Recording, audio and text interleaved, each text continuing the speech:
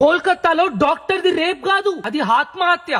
ఆడబిడ్డకు రక్షణ లేని ఈ దేశంలో హ్యాపీ రక్షా బంధన్ చెప్పడానికి సిగ్గేస్తుంది. కోల్కతాలో ఆగస్టు 9 రోజు ఆర్జికర్ మెడికల్ కాలేజ్ లో పీజీ సెకండ్ ఇయర్ చేస్తున్న 36 గంటలు పని చేసుకుని సెమినార్ హాల్లో రెస్ట్ తీసుకుంటుంది. కొన్ని గంటల్లో ఆత్మహత్య చేసుకుని చనిపోయింది. ఏం రాజకీయం చేస్తున్నారా? అమ్మాయి పోస్ట్ మార్టం రిపోర్ట్స్ వచ్చాక 150 mg స్పర్మ్ తన విజైనాలో ఉన్నట్టు తెలిపారు. 10 మందికి పైగా కలిసి తనను అత్యాచారం చేస్తూ ప్రైవేట్ పార్ట్ దగ్గరున్న పెల్విక్ బోన్స్ ఇరిగిపోయాయి. వద్దు అని ఆపితే చేతి కాళ్ళు బొక్కలు విరగొట్టి కళ్ళపై పిడి గుద్దులతో గుద్ది కామ కోరికలను తీర్చుకున్నారు. నొప్పిని భరించలేక నేలపై కుప్ప కూలిపోయిన ఆడబిడ్డను ఒకరి తర్వాత ఒకరు రేప్ చేసి చంపేశారు.